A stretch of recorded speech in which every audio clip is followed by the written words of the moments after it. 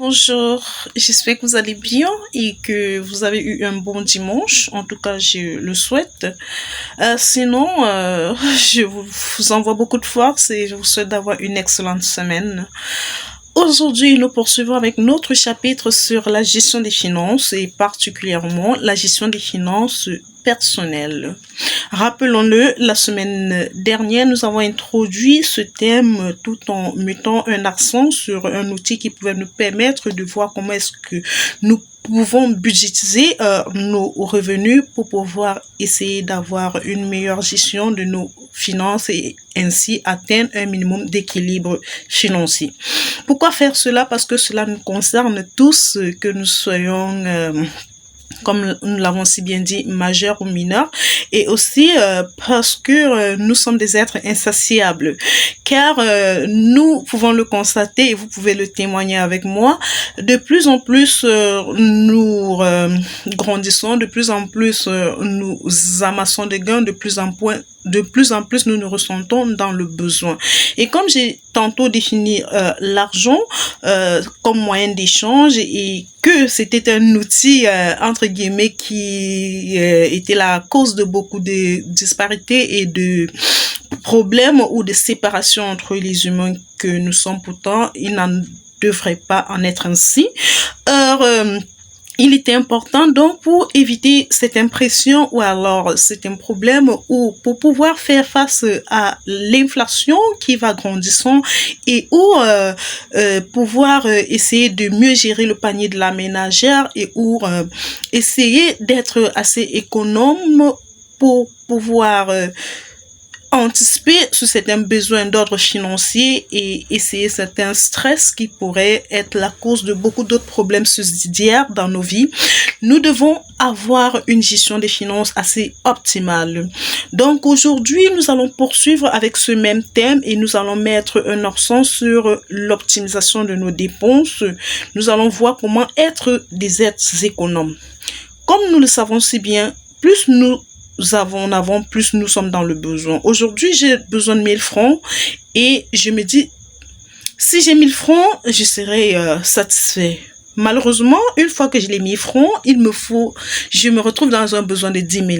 Une fois que j'ai les 10 000, je me retrouve dans un besoin de 100 000. Une fois que j'ai 100 000, je me retrouve dans un besoin de 1 million. Une fois que j'ai les 1 million, je me trouve dans un besoin d'1 milliard, etc. Donc, nous ne serons jamais assez satisfaits sur ce point qui est dit les finances ou alors sur ce point dit l'argent tout simplement.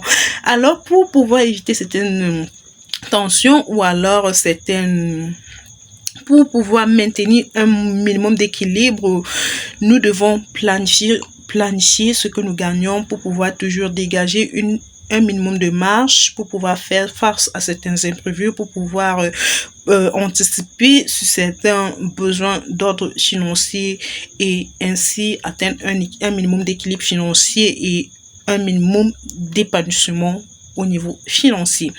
Aujourd'hui, nous voyons l'optimisation des dépenses. Nous avons vu dans la précédente vidéo, le podcast a clairement défini comment est-ce que nous pouvons répartir nos bénéfices ou alors nos gains ou recettes ou produits pour pouvoir éponger nos charges et pouvoir avoir un minimum de bénéfices ou alors de résultats qui soient forcément positifs. Comme nous l'avons dit, en comptabilité, nous utilisons cet outil de compte de résultats qui consiste tout simplement à faire les produits moins les charges que nous avons pour pouvoir dégager un résultat qui se veut être positif pour pouvoir justifier d'une santé financière correcte. Et alors, pour ce fait, nous avons vu comment répartir nos différentes charges et nous avons pris la période du mois et il est donc question aujourd'hui de voir comment est-ce que nous pouvons optimiser ces charges-là. L'optimisation en économie renvoie tout simplement à rendre meilleur ou à avoir donné des meilleures conditions à une chose ou un élément afin d'en faire bon usage.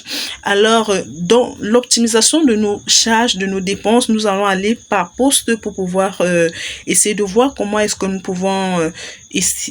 pouvons trouver le juste milieu et ne pas être sur cette pression financière constamment.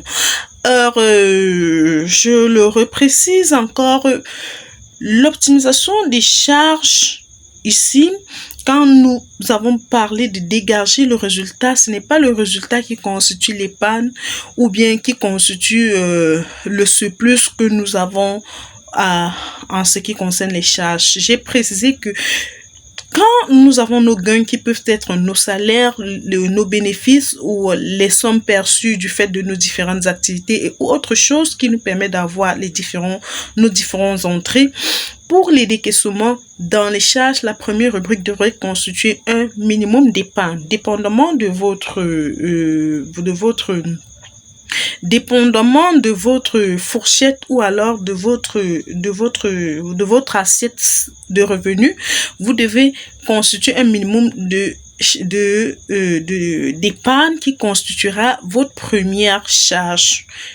Donc là, c'est une charge, ce n'est pas normalement une charge à proprement parler si on veut rentrer dans les thèmes de la gestion ou de la comptabilité à proprement parler. Là, nous sommes dans la gestion des finances personnelles et il est question de voir comment trouver un minimum d'équilibre.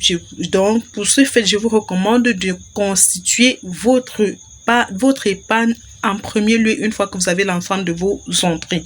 Dans vos dépenses, vous allez mettre épargne que vous allez définir le moyen par lequel vous pouvez le faire. Nous en reviendrons pour voir, je vous donnerai plus d'astuces pour voir comment est-ce que vous pouvez constituer cela.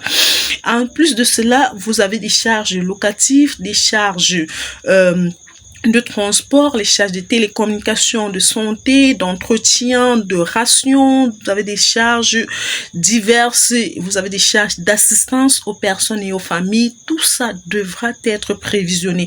Il ne doit pas y avoir d'ambiguïté ou alors de surprise. Alors, toutes vos surprises doivent être gérées dans votre rubrique imprévu et là, ça doit constituer une ligne parmi vos charges que vous aurez à identifier. Les charges peuvent varier d'un individu à un autre dépendamment de son besoin ou alors de la répartition de ses charges parce que nous le savons si bien qui que nous sommes, nous avons les besoins d'après la pyramide de Maslow, les besoins primaires qui se veut être identiques pour l'ensemble des individus. Donc, même les frais de divertissement doivent être prévisionnés. Donc, ce que vous dites souvent, agent de poche, là, dans agent de poche, vous devez mettre vos frais de divertissement et le budgétiser. Alors, quand vous avez défini l'ensemble de vos charges et que vous vous êtes rassuré que c'est inférieur à vos produits et que vous avez encore un reliquat, c'est un bon signe. Maintenant, si c'est supérieur, parce que pour la majorité des Camerounais avaient un SMIC qui n'est pas assez fort, généralement c'est supérieur et comme nous l'avons vu, le problème majeur, la principale cause pour laquelle nous ne parvenons toujours pas à avoir ce minimum d'équilibre financier et que au moindre écart, nous nous sentons stressés parce que nous manquons d'argent, nous sentons stressés, malades parce que nous manquons d'argent, c'est parce que la majorité d'entre nous vivons au-dessus de nos moyens. Nous vivons au-dessus de ce que nous gagnons. Donc, si vous avez établi votre compte de résultat et pour pouvoir faire votre budget mensuel et que vous vous rendez compte que déjà, ce que vous avez prévu dépenser dépasse ce que vous gagnez, vous devez commencer à diminuer. C'est ça, l'optimisation. L'optimisation de ces charges-là va consister simplement à voir si dans vos charges, votre épargne représentait 20%. Pourquoi ne pas, déjà, je préfère même pas qu'on optimise la rubrique dépenses. Sinon, si on doit l'optimiser, ça doit être dans le sens des produits.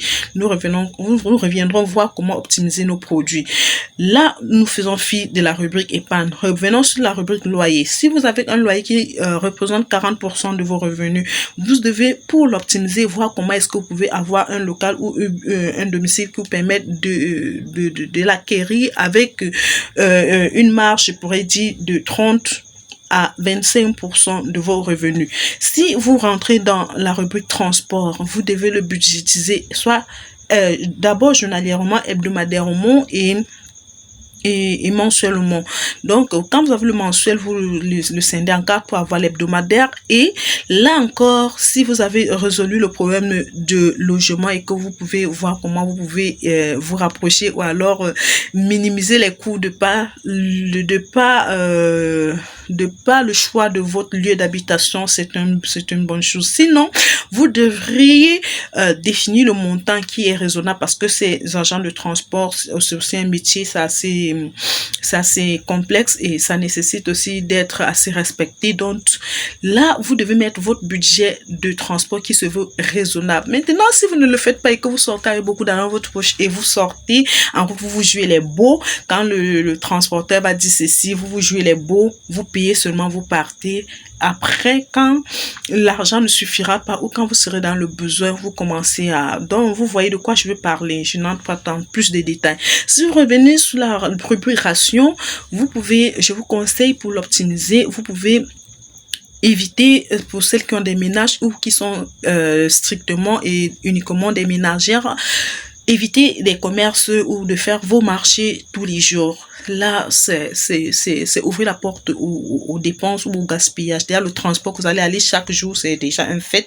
Maintenant, les choses que vous achetez en détail, c'est un autre fait. Donc, si vous avez la possibilité de faire votre marché, soit hebdomadaire, moyen de faire des économies en ce qui concerne votre ration. Et aussi, particulièrement, les jeunes, ou alors, pourquoi pas les jeunes? Nous tous, nous qui aimons aller sortir, travailler, bras ballants, manger dans les restaurants chaque jour, ça ne vous aide pas pour optimiser vos dépenses de ration. Alors, si vous avez des enfants, achetez le goûter à l'enfant chaque jour, à vos enfants chaque jour, ça ne vous aide pas pour optimiser vos dépenses. Donc, vous voyez de quoi je veux parler. Donc, c'est à vous de voir comment est-ce que vous pouvez vous organiser pour pouvoir faire bon usage de ces rubriques-là. En ce qui concerne la santé, l'optimisation n'est pas possible, mais nous savons que nous devons prendre les mesures possibles en ce qui concerne l'hygiène, en ce qui concerne les soins personnels, corporels et tout ce qui va avec pour éviter de nous retrouver malades. Alors, si on n'est pas malade tous les mois et si il y a un mois où on n'est pas malade, la réserve prévue pour cette rubrique-là reste là où elle est, elle ne doit pas être gaspillée parce que là c'est plus une dépense, elle ne doit pas être gaspillée, elle doit être conservée et fournie jusqu'au moment où une maladie surgit, qu'on ait de quoi se soigner le plus tôt possible. Parce que rassurez-vous, si vous avez un simple palu et que vous n'avez pas l'argent pour ne serait-ce vous offrir un intermédiaire, ça vous rend ça stresse, ça prend le temps, les microbes ou alors les pathologies se développent et du coup ça complique la situation et ça ne nous aide pas du tout. Je pourrais continuer comme ça pour les différentes rubriques et il y a une rubrique que je n'ai pas fait fi, l'argent de poche ou alors les imprévus. Donc, pour assister l'ensemble des personnes qui vous entourent, ce n'est pas une obligation, c'est une faveur. Parce que quand vous allez prendre ça comme une prise en charge, il y a des personnes qui commenceront à calculer vos gains à vos places. Et c'est assez stressant si vous recevez des requêtes tout le temps à bout de champ, à gauche, à droite. C'est assez stressant. Bon, tant mieux pour ceux qui ne font pas face à ce genre de crise ou de situation. C'est bien pour vous. Alors, pour éviter de vous sentir stressé ou alors que la pression extérieure de ces personnes qui ont la main facile à être tendue ne pèse sur vous, vous devriez prévisionner vos assistances. L'idéal, c'est que ce ne soit pas mensuellement. Ce n'est pas une prise en charge. Vous pouvez le faire bimensuellement, trimestriellement, semestriellement et ou annuellement, dépendamment de la personne dont vous avez en face, dépendamment de vos moyens, dépendamment de votre organisation et de ce que vous jugez utile ou alors de des possibilités que vous avez. Et si vous n'avez pas ou si vos revenus ne le permettent pas, ce n'est pas un crime. Dites simplement que vous n'avez pas au moment opportun quand vous en aurez, vous ferez ce qui est nécessaire. Ceux qui pourront vous comprendre, vous comprendront. Ceux qui ne pourront pas, bon, I don't know what to say. Alors, pour aujourd'hui, je vais m'arrêter là et je nous donne rendez-vous dimanche prochain pour la suite de notre échange. Et je nous souhaite d'avoir une fructueuse semaine. Prenez bien soin de vous et à très bientôt. Pour plus de détails sur ma personne, merci de consulter la description sur ma chaîne. Ciao.